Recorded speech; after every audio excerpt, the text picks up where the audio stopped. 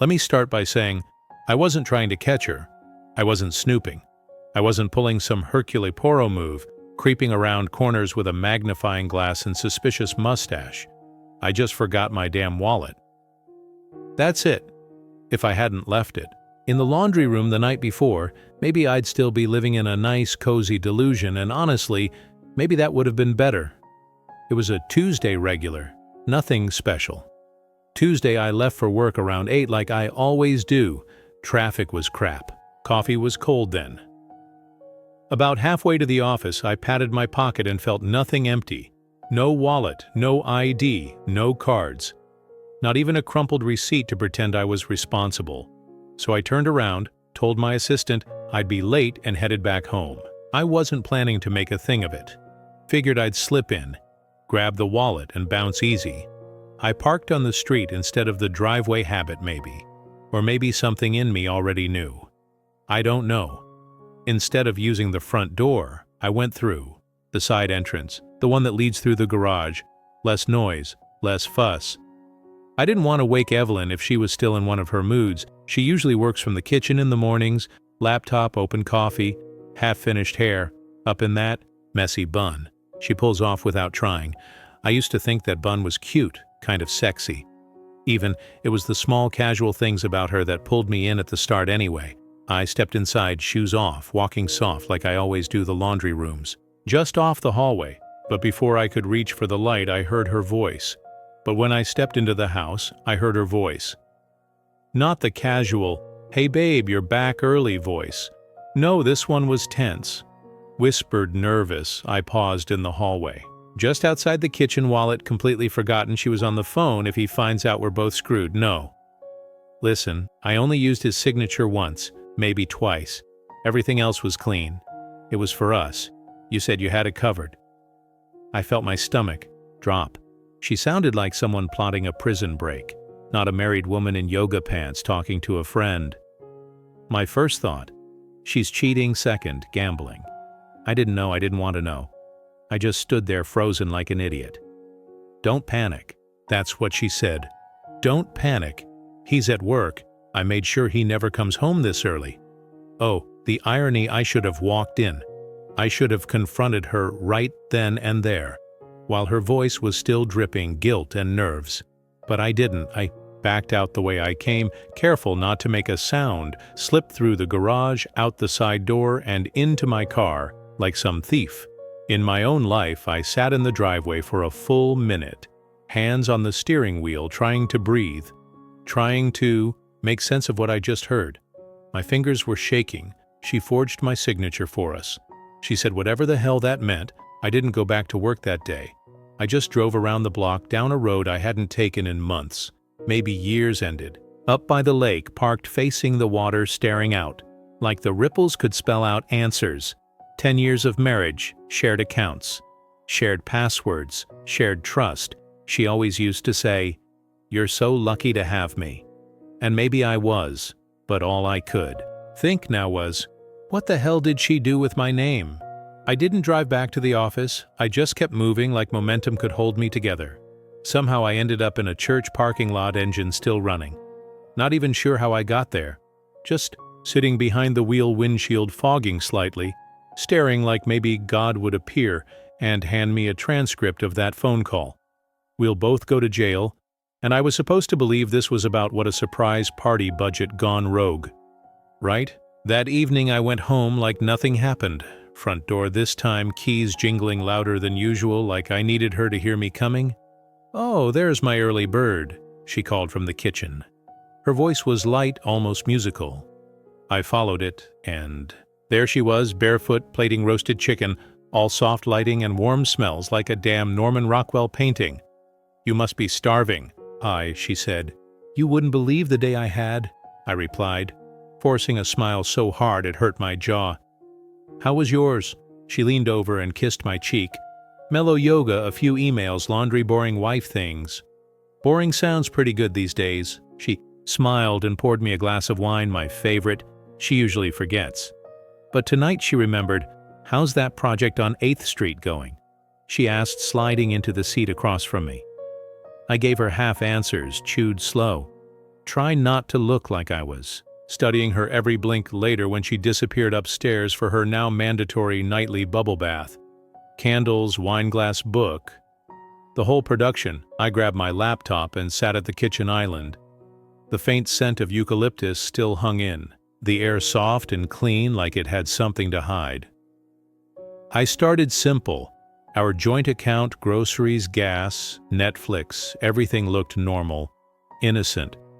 Then I switched over to my personal account, the one I opened before we were married, the one I barely used anymore because, as Evelyn always liked to say, shared money is married money.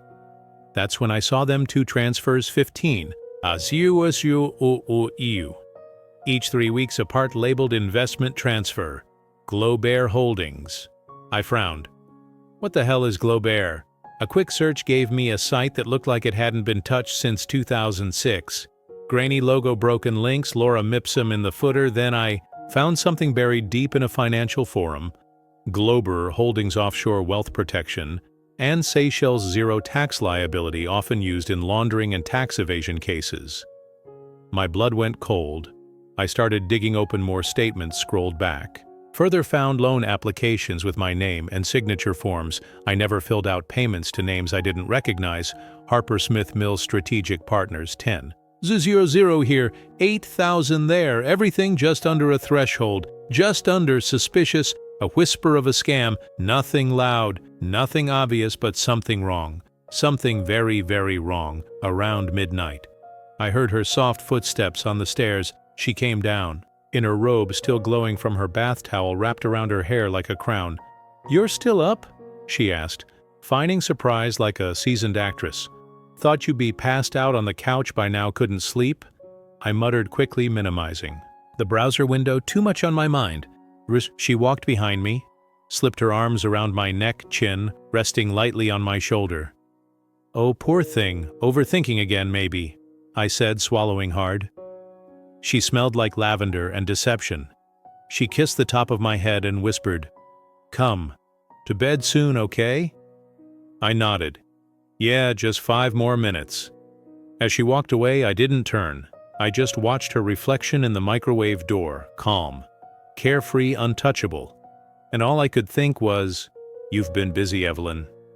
The next morning, I skipped the gym and took my coffee straight to the dining table. Laptop open, headphones in, heart still stuck somewhere between panic and fury. I couldn't stop thinking about that name, Harper Smith. It sounded familiar. Not in the "we've had beers together" kind of way, but more like something half-forgotten, tucked in the back of a drawer I hadn't opened in years. I pulled up the bank transfers again. 5,000 to H. Smith Consulting, 8,000.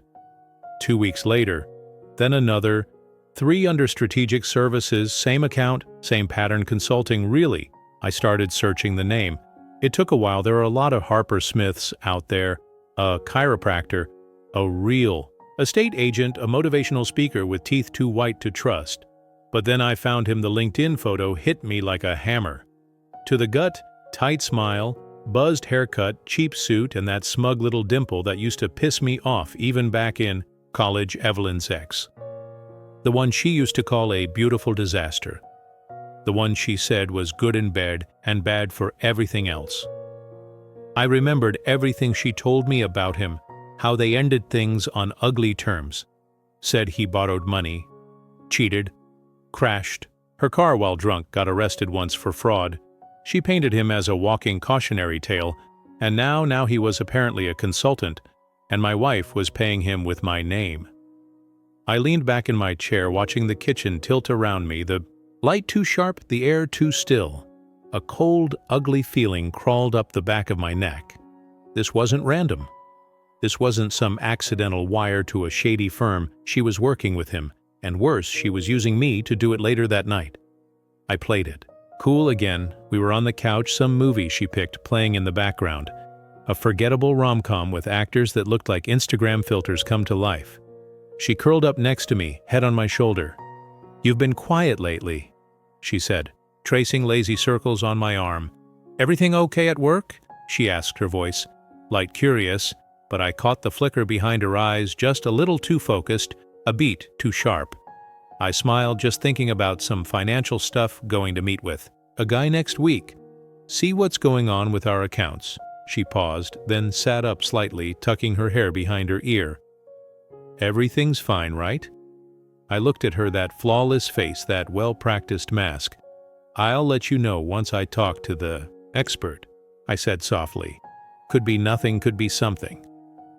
She nodded slowly, then leaned in and kissed me on the cheek. I smiled back, but inside something cracked, because now I knew this wasn't just some accidental fraud or forgotten loan. This was Betrayal Personal Surgical, designed with a smile, and the part that made my blood boil more than anything, she thought I was too stupid to notice. I didn't sleep much after that. You'd think the hardest part would be discovering the betrayal, but it wasn't the hardest part. It was pretending. Pretending I didn't know. Pretending everything was normal, while my blood simmered just under the surface, and Evelyn, she made it easy. She was so busy keeping her secrets that she never noticed I'd started keeping mine that week. I reached out to Joseph, an old buddy from college. We used to pull all-nighters together in the library. Now he's a financial forensic analyst, the kind of guy who reads spreadsheets for fun. I didn't give him the full story, just said I had some suspicious transfers and wanted a second pair of eyes. We met for lunch at this quiet little Greek place near his office. I slid the documents across the table, printouts, transaction logs, screenshots, a few photos of invoices I pulled from our old email archive. She probably forgot I even had access. Joseph flipped through the pages, sharp eyes moving fast. Then he stopped. H. Smith Consulting! He looked up, brows raised. This guy's shady as hell. I leaned back, arms crossed. Yeah, Owen, he said, voice low. This isn't consulting. These are shell transfers. The invoices are templated. Look at the file. Metadata. It's inconsistent as hell.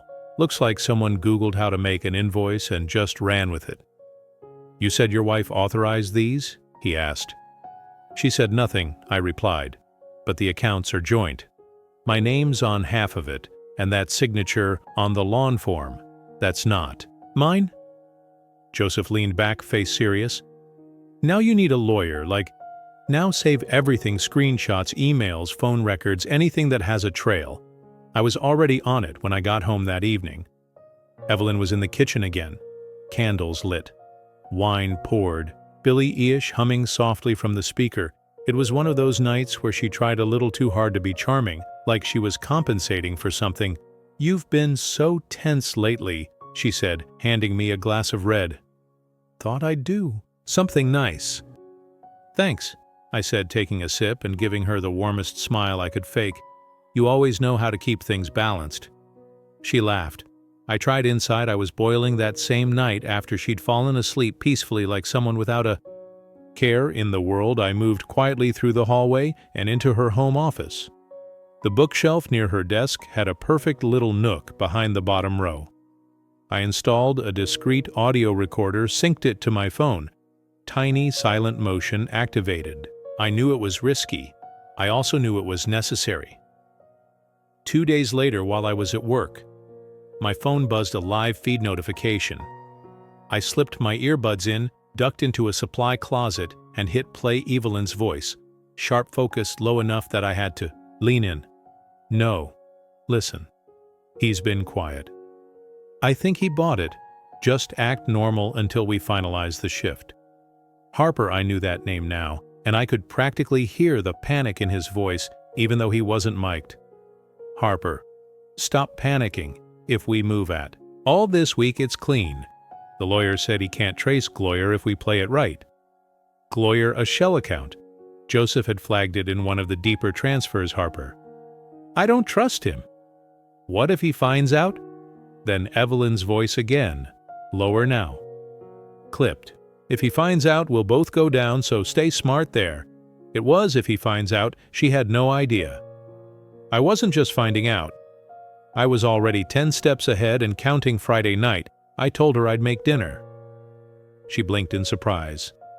I don't usually cook, not because I can't, but because she always insisted she enjoyed it more. But this time I wanted control over every detail. The timing, The setting. The mood I grilled. Salmon, rosemary, and lemon opened a bottle from the rack she usually guards. Like it's filled with unicorn tears, set the table for 2 candles lit, napkins folded like we were celebrating something worth remembering. She came down wearing one of those off-the-shoulder blouses, soft cream-colored fabric that floated when she walked her makeup. Light but intentional little gold necklace catching the candlelight effort disguised as ease. "Well, don't you look suspiciously romantic?" she said, grinning. I smiled. Thought we deserved a little quiet time. She tilted her head. "Curious pleased, what's the occasion?" I looked at her and said calmly, "You'll see." We sat it, talked about nothing, the weather, work, a neighbor's new dog, just enough to pass for normal. She sipped her wine like it was any other night, like the ground beneath her wasn't about to fall through. I waited until dessert cheesecake. Store-bought, but she loved it. Then I reached under my chair and pulled out the folder. It was neat, clean labeled in bold block letters. Truth. I slid it across the table to her. She looked down. Blinked. "What's this?" "Something sweeter than cheesecake." I said, "Go ahead, open it." She hesitated, fingers tied on the folder, first page, the fake consulting invoices, second. The forged loan forms with her neat little imitation of my signature.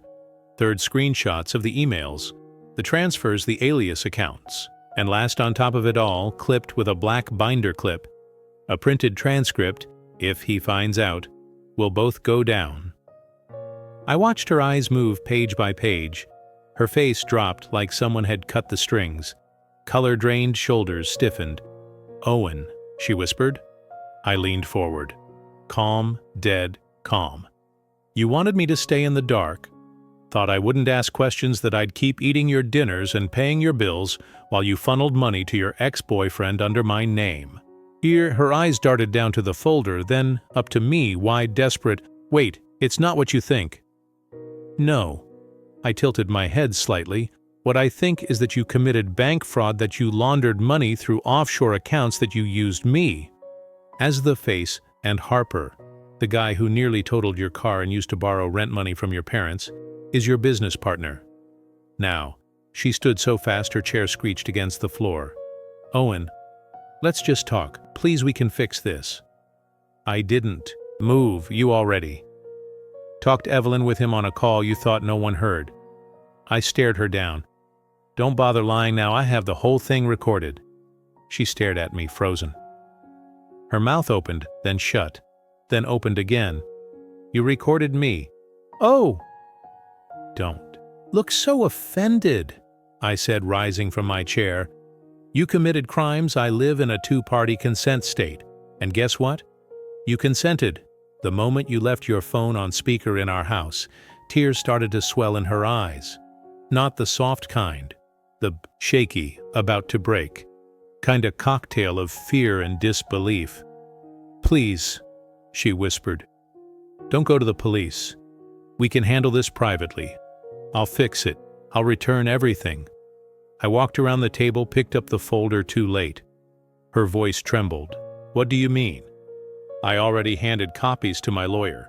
And this morning I pulled my phone from my pocket and held it up, the screen glowing with an open email. It went to the DA's office." Her knees wobbled. She grabbed the back of the chair to steady herself. "You wanted me to never find out, Evelyn," I said, my voice low. "But here's the thing, I did, and now we both know exactly what you deserve." She just stood there, frozen like a statue carved out of bad decisions. Then the tears came hard and choking, the ugly kind, the kind you can't swallow back. "Owen, please," she said through a sob. "Don't do this. I wasn't trying to hurt you. I didn't know how to stop. Harper said, we just needed a few more months." I stepped back. "Don't say his name again, but I love you," she said, voice cracking. "It was never about him. Not really. It was about us. About the life we could have had if we just had a little more." I actually laughed. "Is that what you tell yourself to sleep at night, that you were stealing for us? That laundering cash with your ex was somehow a gift to our marriage?" And that's when she dropped to her knees. "Owen, please," she begged from the floor. "I'll give it back, everything, every cent." I'll sign whatever you want, I'll close every account, just don't ruin me. I looked down at her mascara-streaked tears carving tracks down her cheeks. You ruined yourself, Evelyn, I said, shaking my head. She didn't say anything after that, just stayed there collapsed in a puddle of her own guilt and panic while I picked up our dinner plates and calmly scraped her untouched cheesecake into the trash. I didn't sleep that night, didn't even try. I never could trust her, so kept my Glock near my pillow just in case she stayed in the guest room. Lights off, door closed, but I knew she wasn't sleeping either. You don't sleep the night before your whole life collapses by morning. She broke not in some dramatic way. No more tears, no more pleading, just silent withdrawn. But she must have made a call because 20 minutes later, he showed up. I was on the deck, coffee in hand.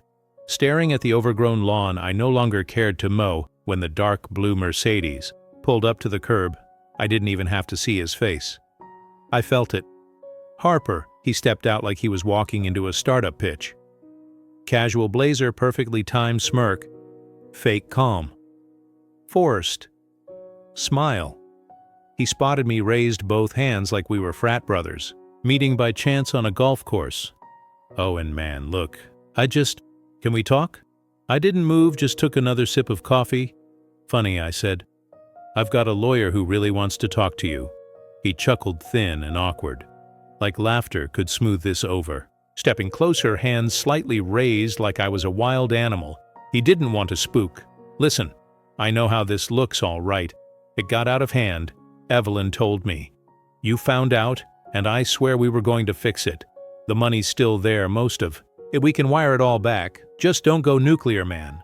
Nuclear? I sipped again. Slower this time. Harper, I'm not going nuclear. I'm following the law.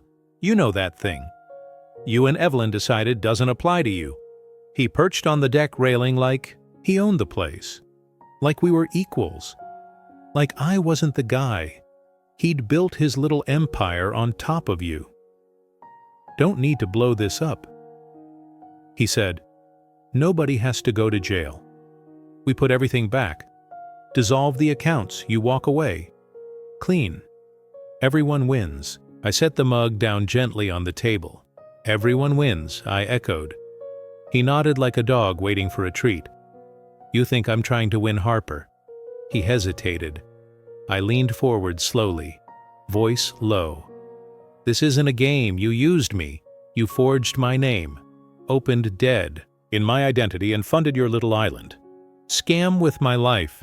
And now you show up hoping I'll give you a second chance because you smiled nice in your LinkedIn photo.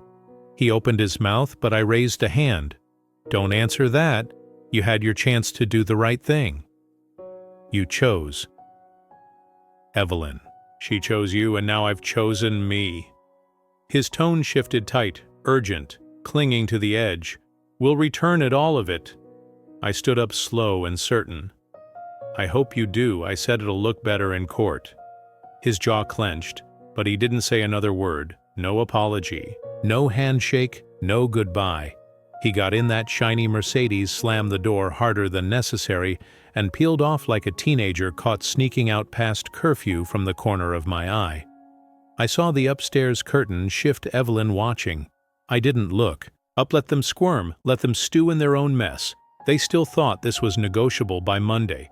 It was official. My attorney filed the motion to dissolve the marriage citing financial fraud, breach of fiduciary duty, and identity misuse. We didn't leave anything out. We hit every legal landmine she'd ever stepped on. And I made damn sure the DA's office had copies of every document, every transaction, every signature. Evelyn kept pretending like we were still in some marital gray zone, like maybe we could hit the reset button. She cooked breakfast that Tuesday, left a cup of coffee on the counter with one of those little post-it notes she used to doodle hearts on a bright pink heart, and a smiley face like any of that still meant something. I didn't touch it. I poured the coffee down the sink. She'd hover in the doorway, sometimes asking questions in that soft, broken voice. Do we really have to do it this way, can't we? At least talk before involving strangers. I'd turn, look her dead in the eye and say, no, Evelyn, we're way past talk. Every time her face would crumble just a little more the day after the divorce, filing her new lawyer, some slick guy with a designer briefcase, perfect teeth, and the kind of tan that says I take phone calls on yachts, called my attorney. We're willing to negotiate a private settlement to avoid exposure. He said exposure that was their concern. Not guilt, not remorse, just bad press. My response, see you in court, because I wasn't interested in settling. I wasn't interested in sweeping it under the rug.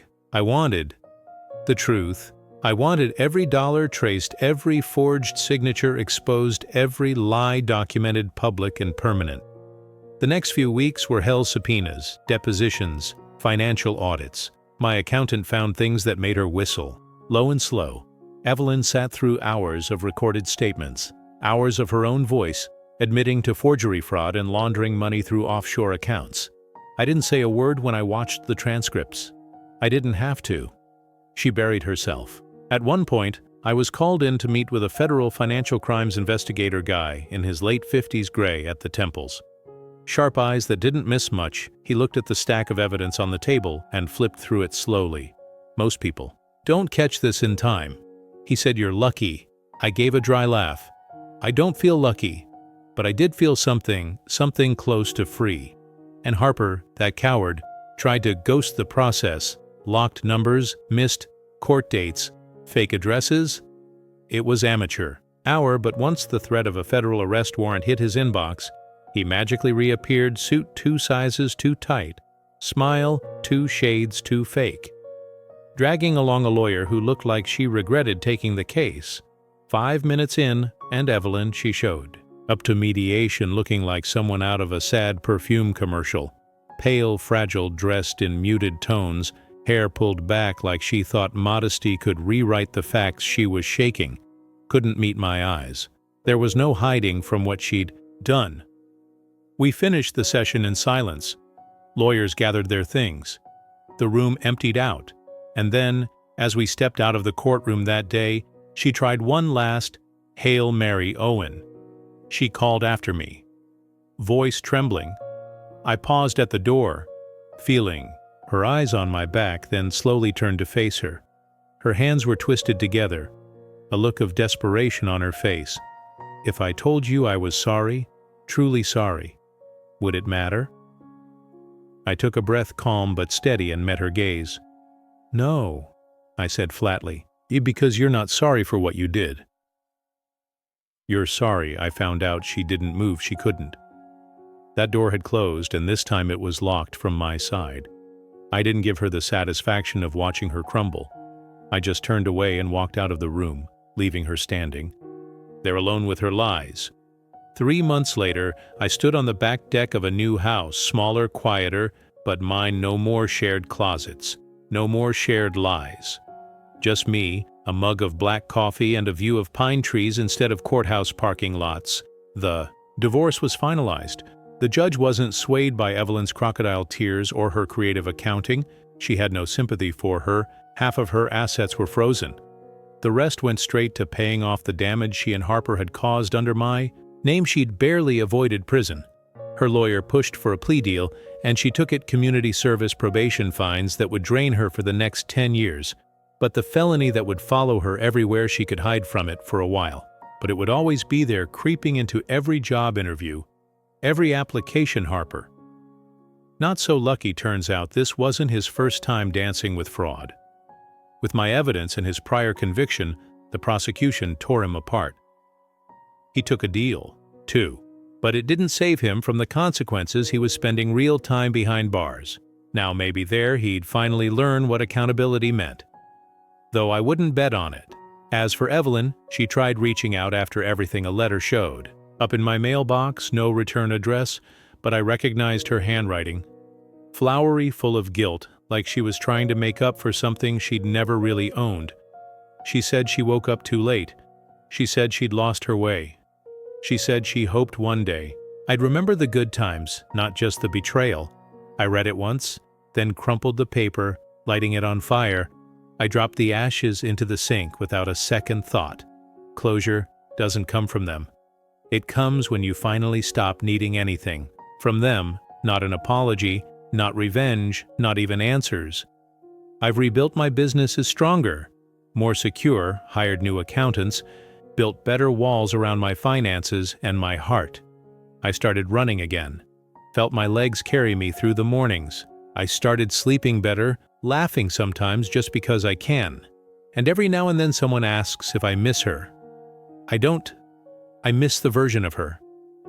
I thought I married, but that version never existed. And now, I don't look back, not when the road ahead is this damn clear, dear listeners. Please share your thoughts in the comment section below, and don't forget to like, share, and subscribe.